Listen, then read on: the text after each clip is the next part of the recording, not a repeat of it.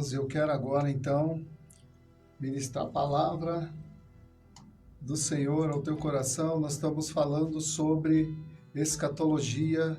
Escatologia quer dizer estudo das últimas coisas, tá? Então, é um estudo que fala das coisas que hão de acontecer. E a gente vem já há algum tempo estudando, né?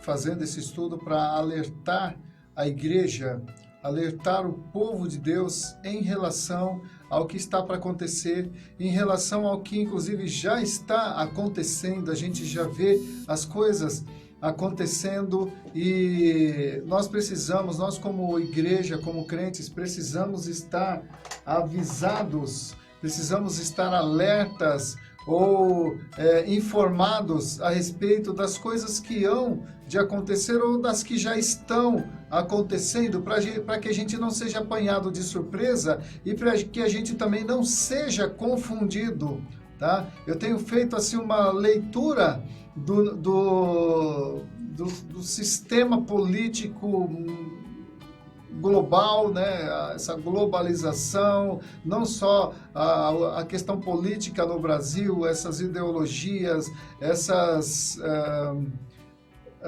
afrontas contra os princípios e valores cristãos. Isso não é só no Brasil e nem é só na América Latina, isso é no mundo todo, tá? Há uma hostilidade generalizada contra o cristianismo e isso inclusive já está previsto nas Escrituras. Então, é importante a gente estudar escatologia justamente para a gente entender o momento que nós estamos vivendo e para a gente também ser blindado em relação às heresias que estão aparecendo, em relação ao relativismo gospel que está surgindo aí, com aquela coisa, não tem nada demais, isso aí é tabu, isso aí, como se dissesse, isso aí já não é mais pecado, né? Então tem muita coisa que a gente está vendo acontecer e que parece que, porque todo mundo está fazendo, então deixou de ser pecado. Mas, amados, pecado continua sendo pecado, embora todo mundo pratique, né?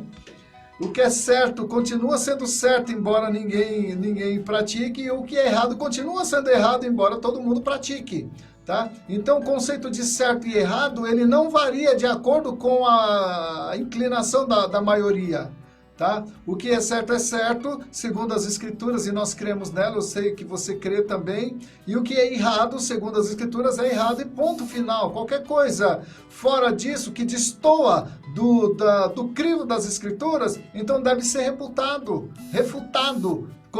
pelo crente. Porque, amados, nós temos a palavra de Deus como nossa regra de fé e prática. Se a nossa regra de fé e prática for as tendências ideológicas do mundo, o comportamento do mundo, se nós temos que amoldar o nosso cristianismo de acordo com o que pensa o mundo, então vamos parar de ler a Bíblia. Vamos parar de estudar as Escrituras, porque a nossa regra de fé e prática agora é ditada pelo mundo, pelo comportamento do mundo, pelo que as pessoas estão fazendo, pelo que as pessoas estão pensando, pelo que a moda está ditando. Então isso vai ser agora a regra de fé e prática da igreja. Mas não é assim. A igreja, ela tem que ter a sua identidade própria. A igreja tem que ter a sua identidade própria. A igreja, ela precisa se impor como uma entidade diferenciada do mundo, porque o próprio Jesus diz que se o sal vier a perder o sabor, ele não presta para mais nada, a não ser para ser pisado pelos homens. Então, amados, nós temos que nos dar por avisados em relação a isso. Nós não podemos ser sal sem sabor. Agora, por que eu estou falando isso? Porque tem se pregado muito pouco sobre a segunda vinda de Jesus, sendo que a Bíblia fala desde o livro de Gênesis até o Apocalipse sobre o final dos tempos, sobre a segunda vinda de Jesus. E por que a maioria das igrejas não pregam sobre isso? Sobre a cruz, sobre arrependimento. E até isso é um indício de que Jesus está para voltar. Porque Quando a gente perde a perspectiva da volta de Jesus, a gente concentra a nossa fé nas coisas materiais, triviais. Então a gente tem fé que Deus vai nos dar um carro novo, a gente tem fé que no ano que vem a gente vai prosperar, não é assim? A gente não faz votos, não faz campanhas, né, para o final de ano, projetos para o final de ano, em relação ao novo emprego, bênçãos materiais e tal, né? E a gente não se prepara para a volta de Jesus, que é o que deve nos mover, se é que nós somos de fato cristãos, né? E não religiosos, e não cristãos de conveniência, né? Convém ser cristão hoje porque os cristãos estão prosperando, né? Não, amado, tem muitos lugares em que os cristãos não estão prosperando, pelo contrário, os cristãos estão sendo perseguidos, os cristãos estão morrendo. Essa é a verdade, tá? Mas vamos lá. Semana retrasada, porque semana passada eu reprisei o programa da semana retrasada, onde a gente esteve falando sobre as bodas do Cordeiro e sobre também o tribunal de Cristo, né? Quando o crente, o cristão vai ser julgado pelas suas obras. Ou seja, qual foi a iniciativa que você teve para fazer o que você fez, né? Mas eu não vou entrar nesse campo porque eu quero falar sobre outra coisa hoje. Hoje eu quero falar sobre a segunda vinda de Jesus. A segunda vinda de Jesus, propriamente dita, ela vai se dar, segundo os pré-tribulacionistas, né? A segunda vinda de Jesus, ela vai se dar na ocasião do final da grande tribulação. E eu penso assim também, creio que a maioria pensa dessa forma, tá?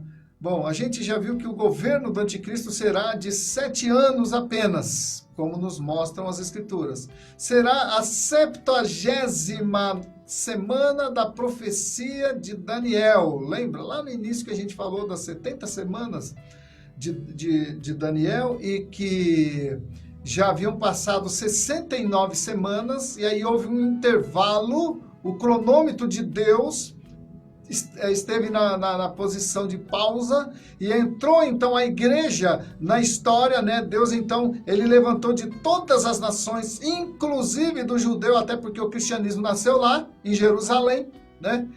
E Jesus então, ele levantou um povo para o seu nome, de todos povos, línguas e nações, o qual se constituiu a igreja do Senhor Jesus, que se espalhou pelos 4 cantos da terra, da qual eu e você fazemos parte. Amém? Agora, esse período da igreja, ele já está para se findar. A igreja, o período, a dispensação da graça, ela vai se encerrar no momento em que o anticristo começar a governar. Aí vai começar então a última semana da profecia de Daniel. E olha só para lembrar, essa última semana ela será decisiva, principalmente para a nação de Israel. Veja novamente o texto que está lá em Daniel, capítulo 9, versículo 24 a 27. O anjo fala para Daniel assim: 70 semanas estão determinadas sobre o teu povo e sobre a tua santa cidade, para fazer cessar a transgressão, para dar fim aos pecados, para expiar a iniquidade, para trazer a justiça eterna, para selar a visão e a profecia, e para ungir o santo dos santos, ou para ungir o santíssimo.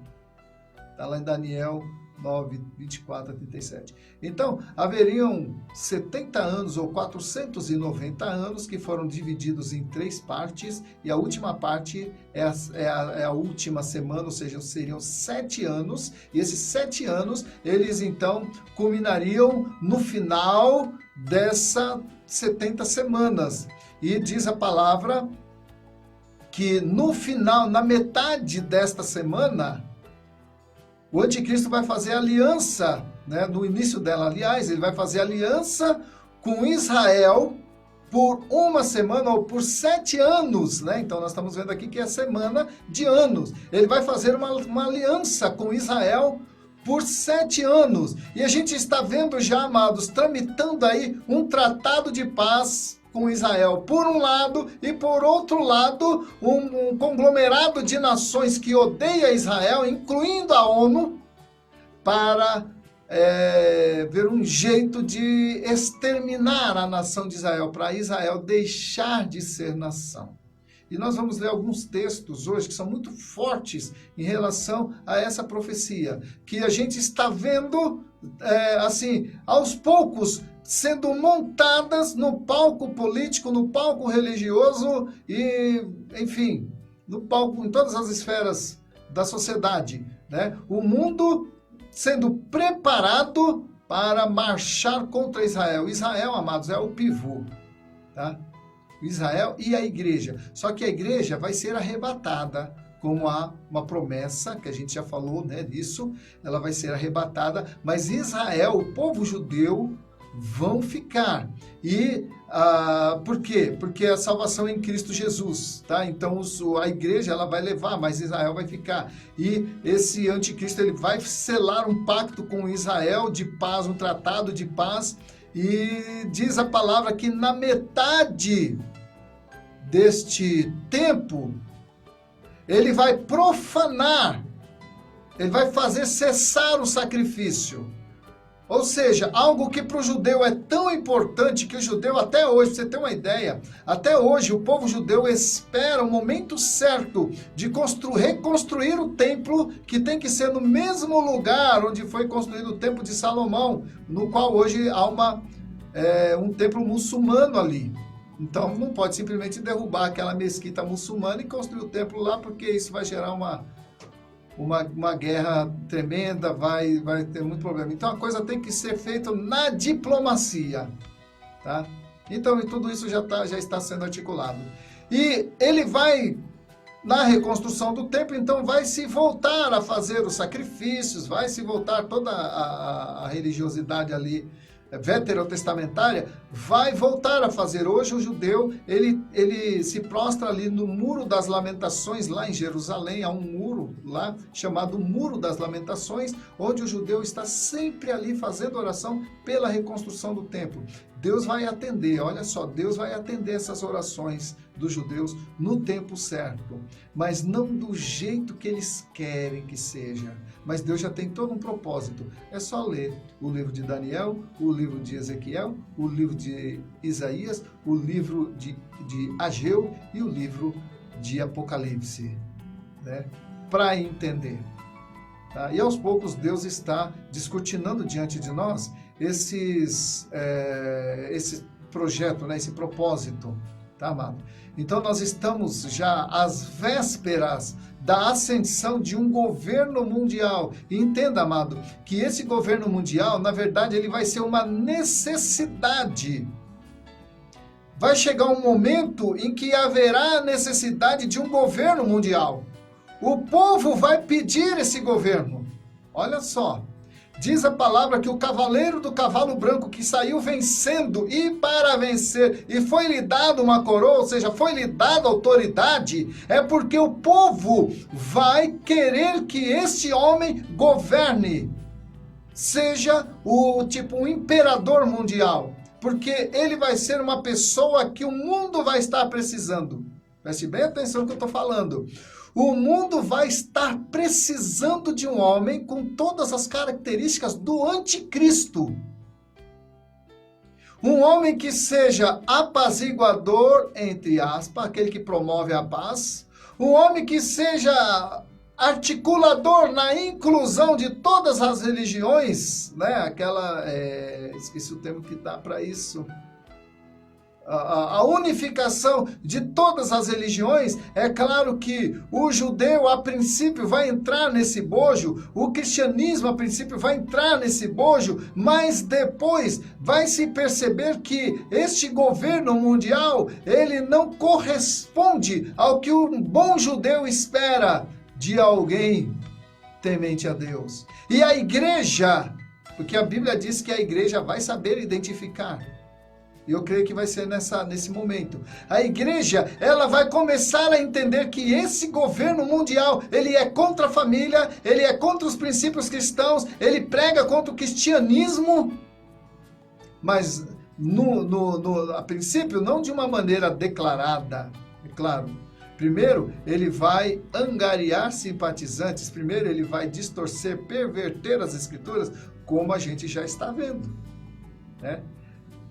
A gente já está percebendo que há uma relativização em relação às verdades das Escrituras. Eu levaria mais tempo para explicar o que seria isso na prática, né? Mas, enfim, para resumir, esse anticristo, então, ele vai aos poucos. Primeiro, ele vai atrair todos a ele mesmo.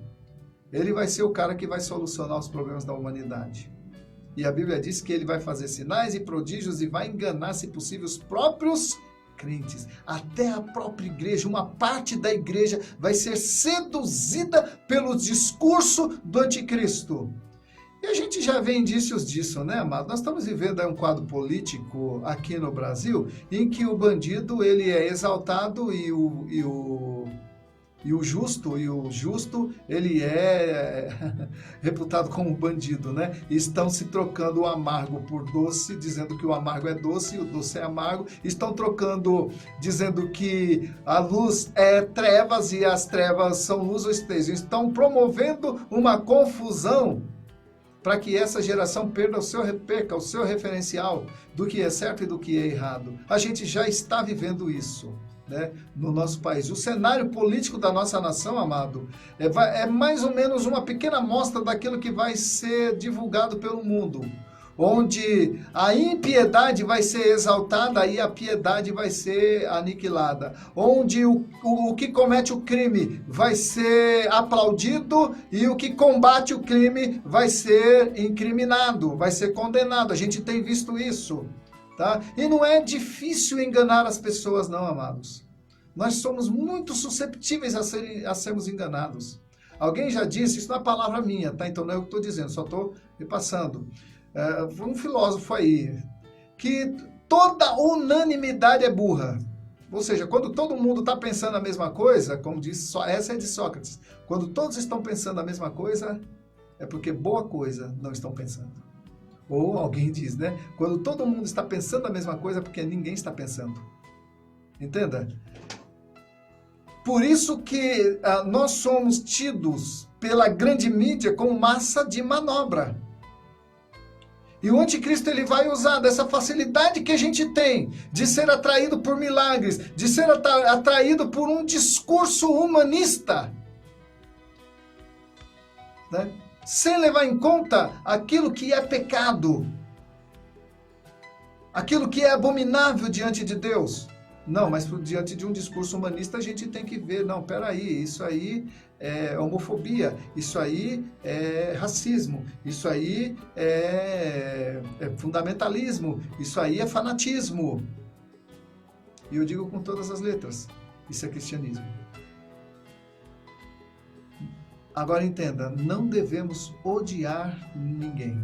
Devemos amar a todos, assim como Deus. Deus ama todos. Mas Ele odeia o pecado. Nós temos que saber fazer a distinção. Uma vez eu fiz uma opção na minha vida, amado, de seguir a Jesus, e eu deixei algumas coisas que até então eu achava que não tinha nada demais, mas eu troquei aquilo por aquilo que a Bíblia diz que é certo fazer. Então tem muitas coisas, amados, que é uma questão de posicionamento. Eu não critico quem faça aquilo que faz. Mas se vier perguntar para mim, é errado? Eu digo, é. Ah, mas então você está querendo dizer que a pessoa que faz isso vai para o inferno? Ué, se não se arrepender, vai, porque se é pecado. Né? E pecadores não herdarão o reino dos céus. Mas aqueles que foram lavados e remidos pelo sangue do Cordeiro. Isso é muito bíblico, né? A gente precisa pregar mais sobre essas coisas, senão a gente vai estar confundindo a igreja, né? Que já está um pouco confusa, já anda um pouco confusa de tanto ouvir discursos, né, falaciosos, relativizados. Não, Jesus, amado, Jesus era radical. Jesus ele não relativizava as coisas, ele era radical. Embora o maior problema de Jesus eram justamente aqueles que estavam mais próximos de Deus, né? Jesus não tinha problema com aqueles que estavam distantes de Deus. Aqueles que estavam distantes de Deus, Jesus tinha mais aceitação entre eles do que aqueles que supostamente estavam mais próximos de Deus, que eram os saduceus, os fariseus, os levitas, os sacerdotes, que inclusive foram os que condenaram. Entendeu? Então, amado, esse anticristo, ele vai ser um cara carismático, ele vai ser muito inteligente, e diz a palavra, além disso tudo, ele vai ter poder. Muita gente vão dizer, ele é o Cristo. Jesus mesmo disse, olha, quando alguém disser, ele está ali, ele está lá, olha o Cristo ali, tá ali, aí faz sinais. Não acreditem, porque virão muitos em meu nome, que farão sinais e prodígios, e vão enganar, se possível, vocês mesmos. Então, amado, Jesus já nos deu alerta. Amém? Então, nesses 7 anos, continuando aqui, nesses 7 anos de tribulação, toda a terra, né?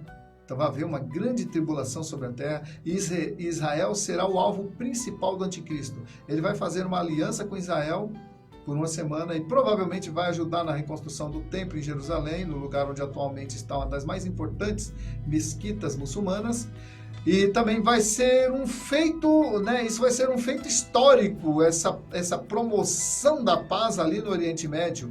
Mas no meio dessa semana, desses 7 anos, ele vai violar a aliança, ou ele vai proibir o sacrifício, de alguma forma ele vai insurgir-se contra Israel, e ele vai profanar o templo e vai reivindicar a adoração para si. O apóstolo Paulo já diz isso, né? Ali em 2 Tessalonicenses capítulo 2. Né? Que vai ser o caráter do homem da iniquidade, que ele vai ostentar como se fosse o próprio Deus e vai querer ser adorado como se fosse Deus. Os judeus, naturalmente, não vão aceitar essa afronta. Então vai se desencadear uma terrível perseguição ao povo judeu e também aos cristãos remanescentes, porque vai haver cristão nessa época, tá? Eu não sei se eu falei, mas eu não dei muita informação sobre os 144 mil judeus, 12 mil de cada tribo, que vão percorrer o mundo pregando, falando de Jesus. Olha só, no período da grande tribulação, 144 mil judeus serão incumbidos de pregar o evangelho. E tem uma característica sobre eles. Eles serão marcados, não apenas circuncidados, mas eles serão castos, serão virgens, homens que não tiveram contato com mulher nenhuma, ou serão homens solteiros, né? Castos, e que seguirão o Cordeiro para onde quer que forem.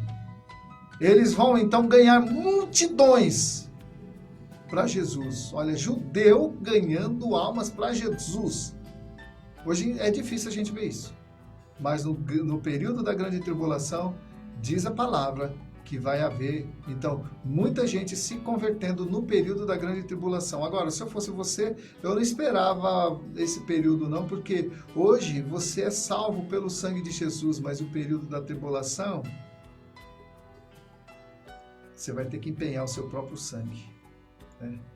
Hoje nós estamos no período da graça, que já está, inclusive, se findando. Então, reveja seus conceitos sobre Jesus, sobre Deus, sobre religião.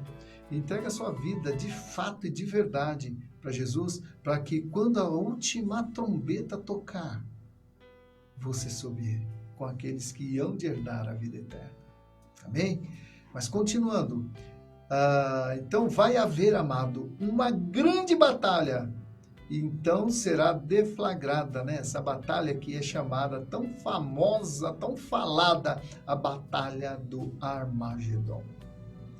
Todas as nações da terra marcharão contra Israel para riscá-la do mapa. Há muitas passagens bíblicas que fazem alusão a essa batalha. Eu quero refletir com você sobre algumas dessas passagens para você ver como a gente já está vivendo o advento disso. As nações já estão se formando para atacar Israel de uma maneira nunca antes vista. É que muitas vezes isso é ocultado da gente, né, de nós, porque a gente não tem interesse em saber, né? Mas eu tenho. Eu gosto de saber essas coisas. porque eu não sei se é um chamado, deve ser. Eu sou fascinado por escatologia, mas eu também não sou daqueles que fica procurando pena em ovo e atribuindo a tudo que aparece, fulano é anticristo, ciclano é anticristo. Não. E nunca também fiz previsão. Eu nunca também fiz previsão de que Jesus voltaria em tal dia. Mas, amados, eu creio que Deus, Ele tem me levado a estudar profecias, não como deveria, confesso, mas para alertar você e a muitos sobre o tempo que nós estamos vivendo. E a gente já está vivendo esse tempo. Tá? Olha o que diz então. Vamos falar aqui algumas passagens bíblicas. A primeira passagem que eu quero citar para você, que fala da batalha do Armagedon, do grande dia, está no livro de Joel, capítulo 3, versículos 12 a 14, que diz assim: proclamai entre as nações, apregoai guerra santa, e suscitai os valentes. Cheguem-se, subam todos os homens de guerra, forjai espadas das vossas relhas de arado e lanças das vossas podadeiras. Diga ao fraco, eu sou forte. Apressai-vos e vinde todos os povos em redor e congregai-vos para ali. Ó Senhor, faze descer os teus valentes. Levantem-se as nações e sigam para o vale de Josafá, porque ali me assentarei para julgar todas as nações em redor. Lançai a foice, porque está madura a seara. Vinde, pisai, porque o lagar está cheio, os seus compartimentos transbordam, porquanto a sua malícia é grande. Multidões, multidões no vale da decisão, porque o dia do Senhor está perto, no vale da decisão. O sol e a lua escurecem, e as estrelas retiram o seu esplendor. O sol brama de Sião e se fará ouvir de Jerusalém. Os céus e a terra tremerão, mas o Senhor será o refúgio do seu povo e a fortaleza dos filhos de Israel. Sabereis assim que eu sou o Senhor vosso Deus, que habita em Sião, meu santo monte, e Jerusalém será santa. Estranhos não passarão por ela.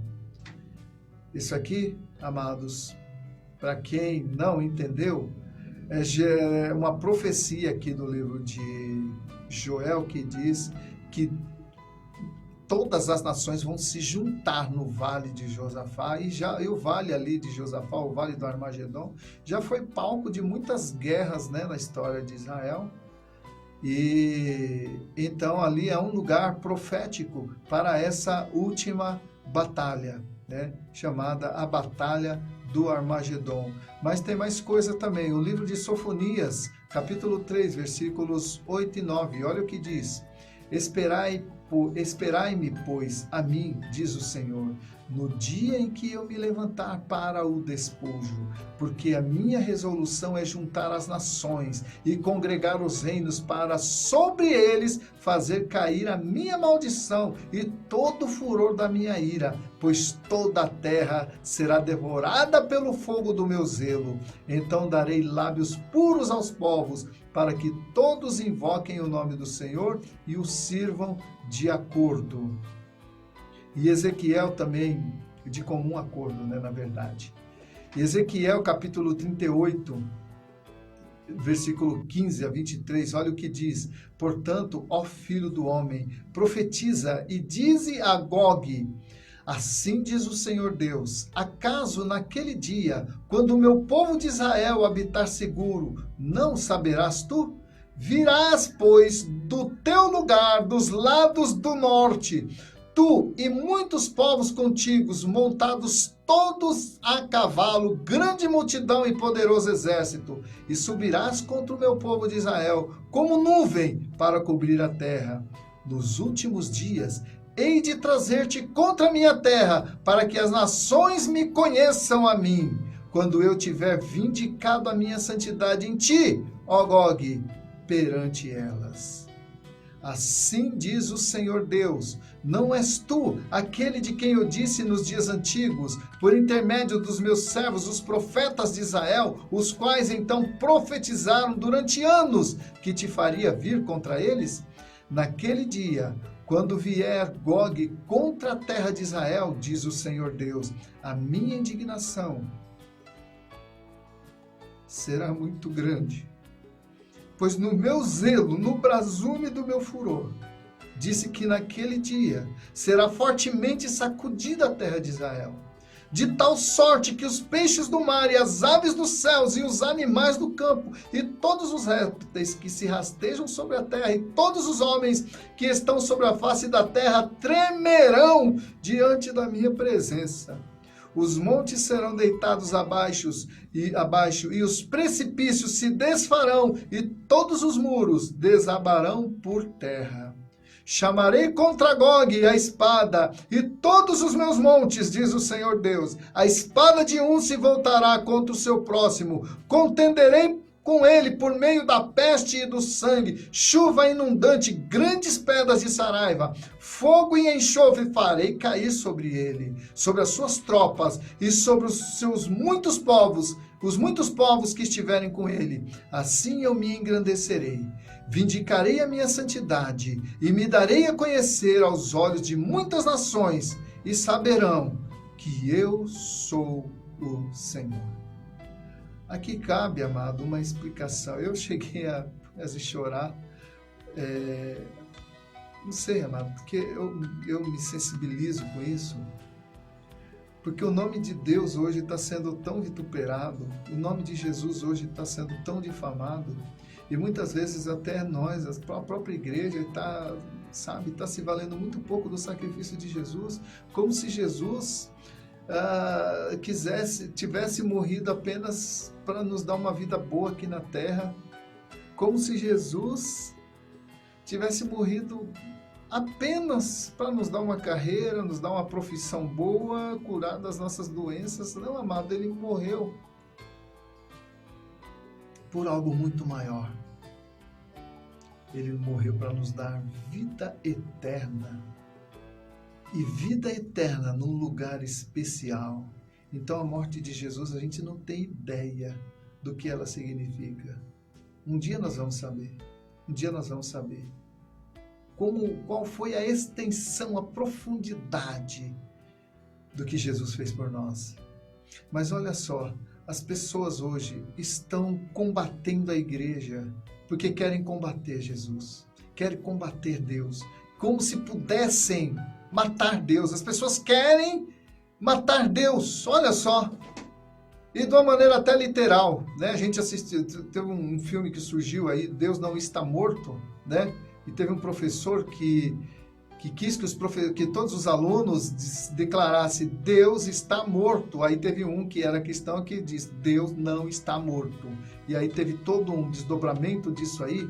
Eu achei interessante, amado, porque é o que o mundo está pregando, é o que as universidades estão martelando na cabeça dos crentes universitários. E muitos estão se deixando levar, queridos, por essa afronta contra os princípios da palavra de Deus. Mas Deus, ele só está esperando o momento certo, porque a longanimidade dele é que o detém, que faz com que ele não entre com providência agora, até porque a medida da iniquidade ainda está por atingir o seu ápice, porque aí vai acontecer como aconteceu com Sodoma, Gomorra e como aconteceu no dilúvio. Então nós vemos, querido, nós vemos na televisão a Rede Globo afrontando os valores cristãos. Ela é a pior, é a principal. E a gente está vendo isso, né? E graças a Deus, isso está se tornando tão visíveis, as pessoas estão tendo seus olhos abertos em relação ao que a Rede Globo representa para a nação brasileira e para as outras nações aí que dela fazem uso.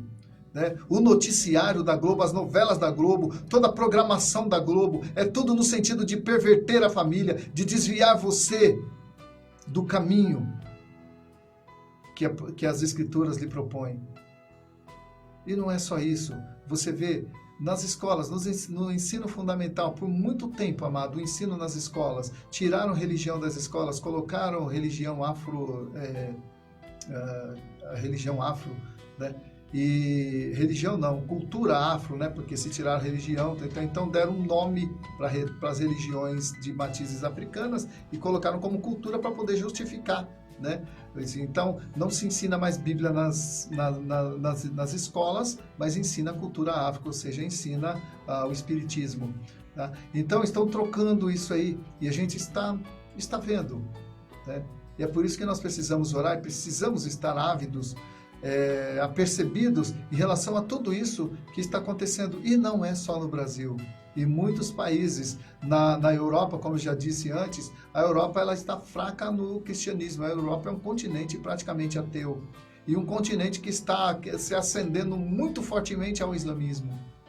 Porque está havendo uma migração muito forte, né, muito grande de imigrantes muçulmanos, de refugiados ali na Europa. E dizem as estatísticas que até o ano 2050, metade da Europa será muçulmana. Então, amado, nós estamos vendo o palco sendo montado. Deus sendo vituperado, sendo difamado, mas ele diz aqui, eu vindicarei a minha santidade entre os povos. E, amados, eu não gostaria de estar no meio desse povo quando Deus fizer isso, não. Mas tem mais um texto que eu gostaria de ler aqui, que é Daniel capítulo 12, do versículo de 1 a 10. Dentro aqui da profecia de Daniel, né, das 70 semanas, ali no início, no finalzinho já da grande tribulação, olha aqui que o anjo fala para Daniel. Nesse tempo se levantará Miguel, o grande príncipe, o defensor dos filhos do teu povo, e haverá tempo de angústia, qual nunca houve desde que houve nação até aquele tempo. Mas naquele tempo será salvo o teu povo, todo aquele que for achado inscrito no livro. Ou seja, quando as nações, como diz o livro de Ezequiel e o de Isaías também, que eu não fiz menção aqui para não estender muito, mas o livro de Isaías também, Isaías 63, fala muito abertamente sobre esse tema. Né? Mas aqui diz que as nações elas vão se juntar para marchar contra Israel. Enquanto as nações elas estarão marchando, fazendo aí um cerco contra Israel, elas vão estar trabalhando a ideologia marxista, comunista, socialista para disseminar o ateísmo entre os cristãos. Enquanto eles querem dizimar Israel, eles querem enfraquecer a igreja. Vai ser uma batalha em duas frentes, uma batalha ideológica e uma batalha corpo a corpo mesmo, né? Uma batalha política em campo de combate mesmo. Mas aqui diz que naquele tempo Miguel, o grande príncipe, o defensor dos filhos do teu povo, ele vai se levantar a favor do povo, e vai ser um tempo de angústia, ou seja, vai ser, amado. Muitos dizem que é nesse tempo que vai começar a terceira grande guerra. Israel vai ser o palco dessa guerra. E diz aqui, e muitos dos que dormem no pó da terra ressuscitarão, uns para a vida eterna e outros para a vergonha e horror eterno. Os que forem sábios, pois, resplandecerão como o fulgor do firmamento, e os que a muitos conduzem à justiça como a estrelas, sempre e eternamente. Tu, porém, Daniel, encerra as palavras e sela o livro até o tempo do fim. Muitos o esquadrinharão, e o saber, ou a ciência, se multiplicará. Olha só, esse texto ele é muito claro, né? Muitas pessoas vão esquadrinhar, ou seja, estudar, né, analisar o livro e tal, ou no sentido de encontrar contradições e descredibilizar as escrituras, ou no sentido de entender. Mas a Bíblia vai ser alvo de estudo científico, vai ser alvo de estudo teológico e vai ser alvo de contradição. Tanto é que hoje a Bíblia é o livro mais odiado do mundo, é o livro mais vendido do mundo, é o livro mais criticado do mundo e é o livro mais lido do mundo. É a Bíblia.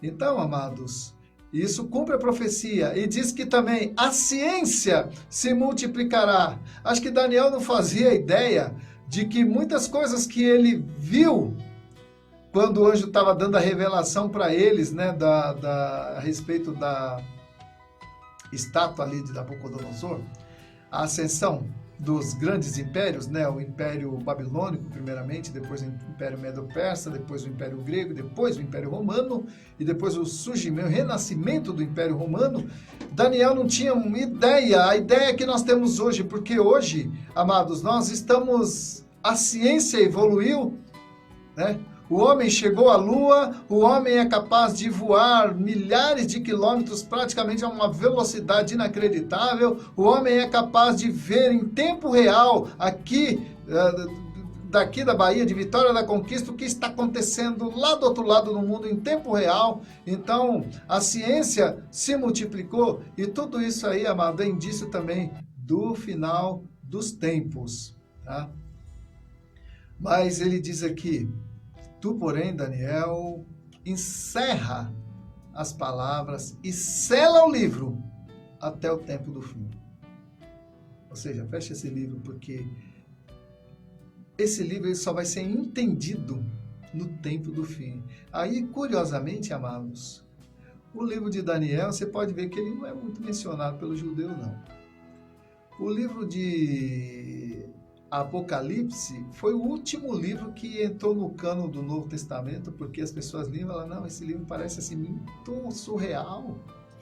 Não dá para entender o que está escrito nesse livro, não, mas é tal. E aí chegou-se à conclusão de que deveria colocar o livro do Apocalipse no cânon das Escrituras do Novo Testamento. Mas, amados, houve uma controvérsia, houve uma cinta, não, enfim, o livro do Apocalipse está lá.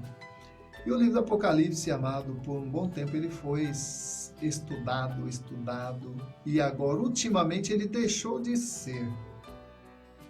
Parece que ele foi muito estudado porque as pessoas estavam muito assim, focando, olha, e estabeleciam datas, olha, Jesus vai vir em 1854, parece que foi, não sei se foi a primeira ou a segunda predição, de que Jesus voltaria em 1854, aí não voltou, aí criou-se uma outra data, aí também não voltou, aí uma outra data, aí outro grupo e tal, e aí as pessoas foram voltando, e até hoje, né?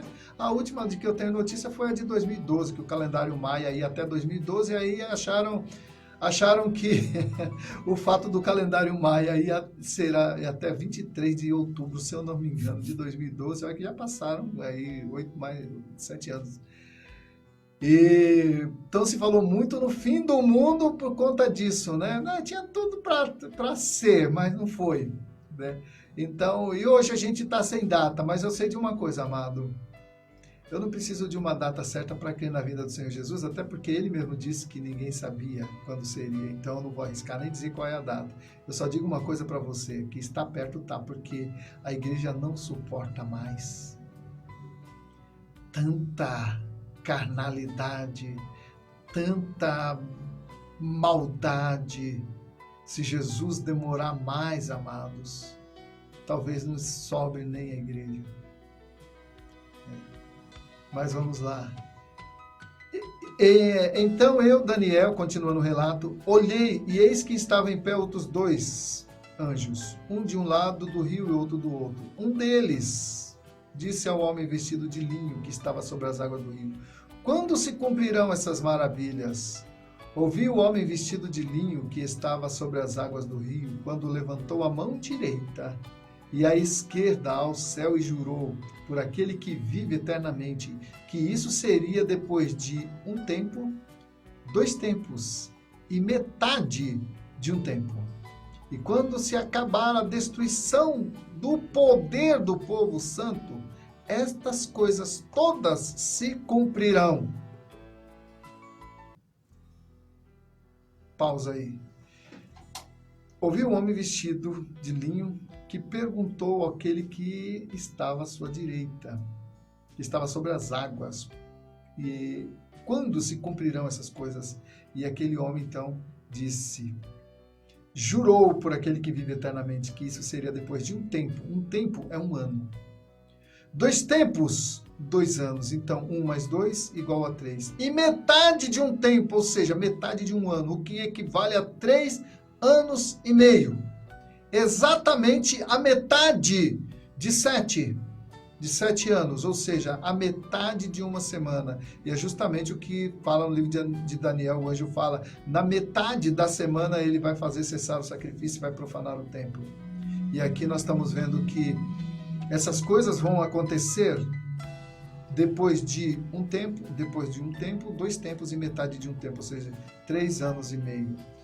E quando se acabar a destruição e o poder do povo santo, essas coisas todas se cumprirão, ou seja, o poder do povo santo aqui na terra, né?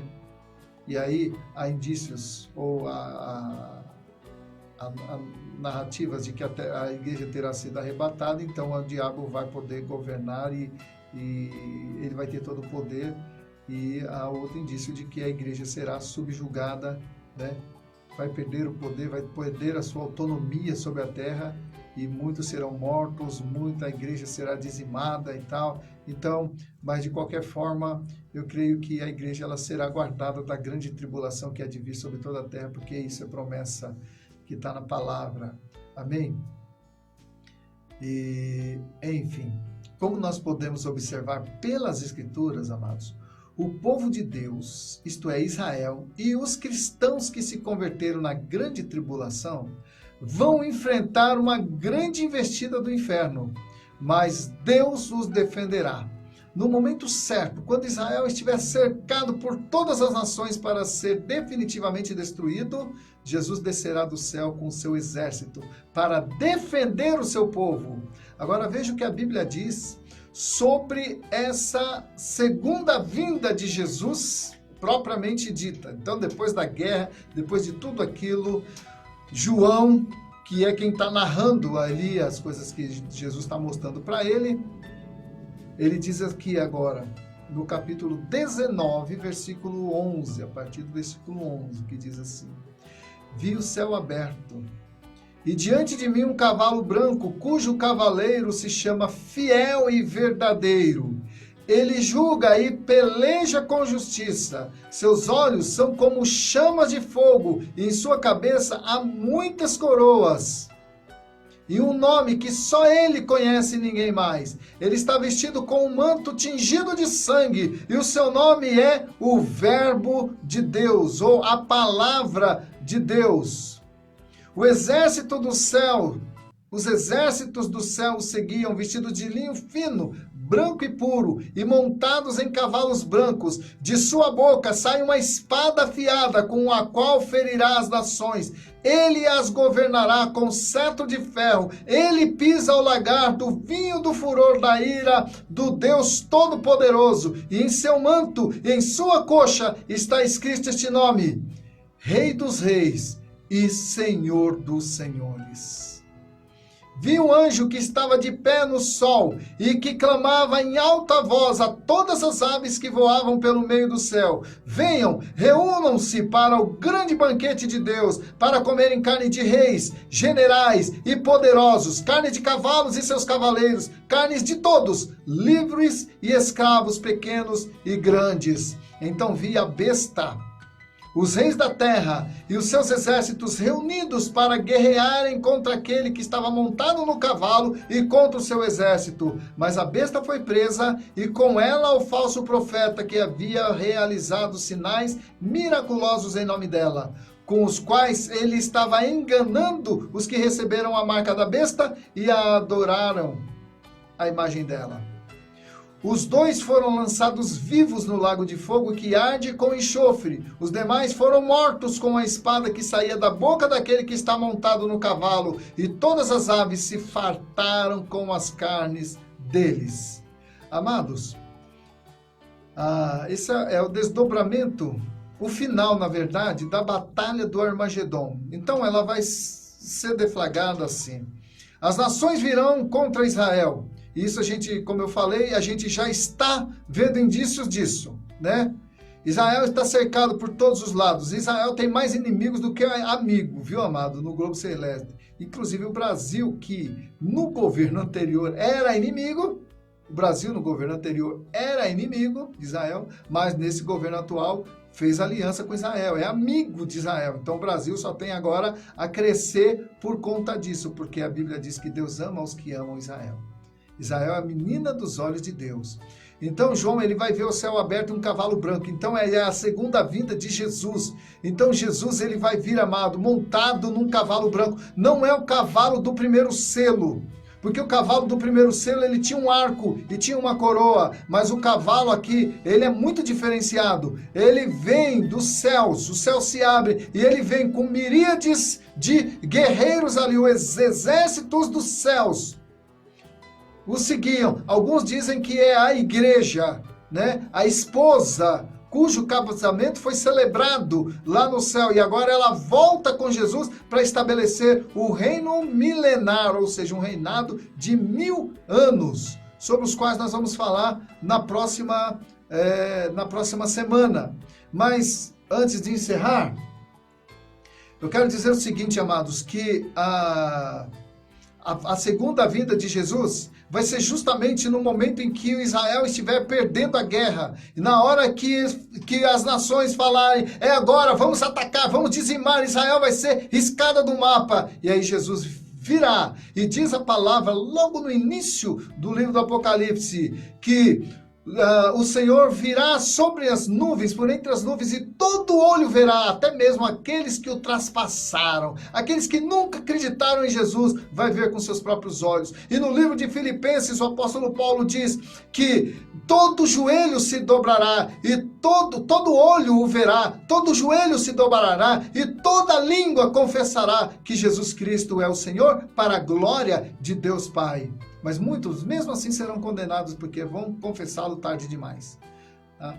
Então, nesse episódio, vai haver uma guerra, muitos mortos, mas a nação de Israel será poupada. Deus vai defender Israel. E no livro de Ezequiel diz que depois desta guerra, os judeus, eles vão levar mais de 6 meses para sepultar os mortos desta guerra, ali no Vale do Armagedon. Né? E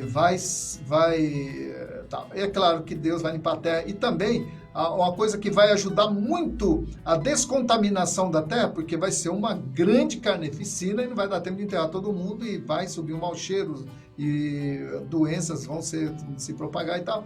Mas Deus vai chamar todas as aves, as águias, os corvos, tudo que é ser carnívoro, né, para estar ali, que é um banquete.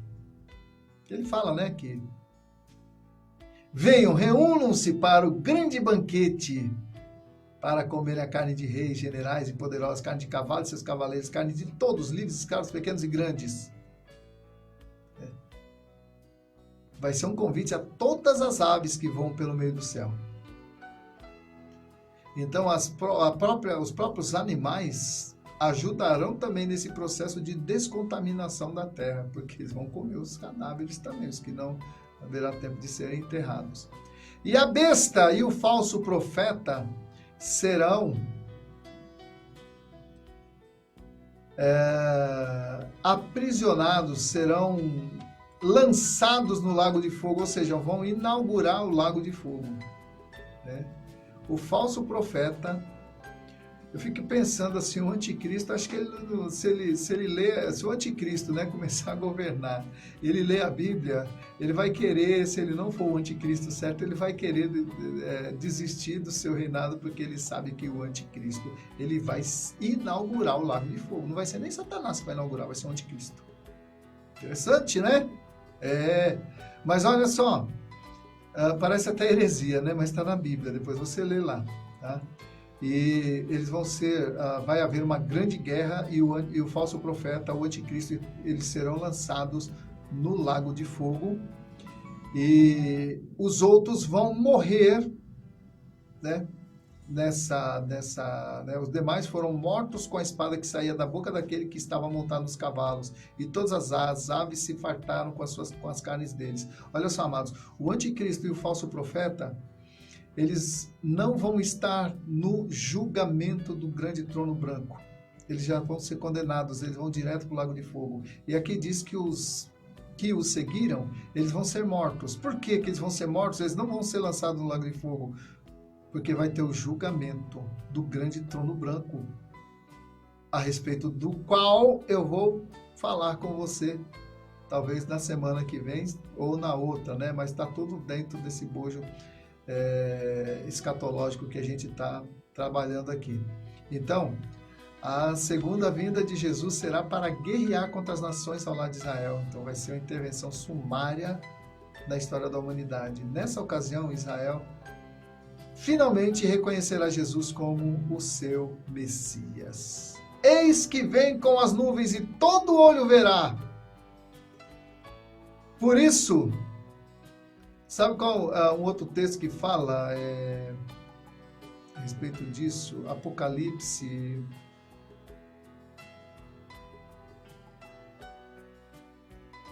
Cadê? Onde é que está?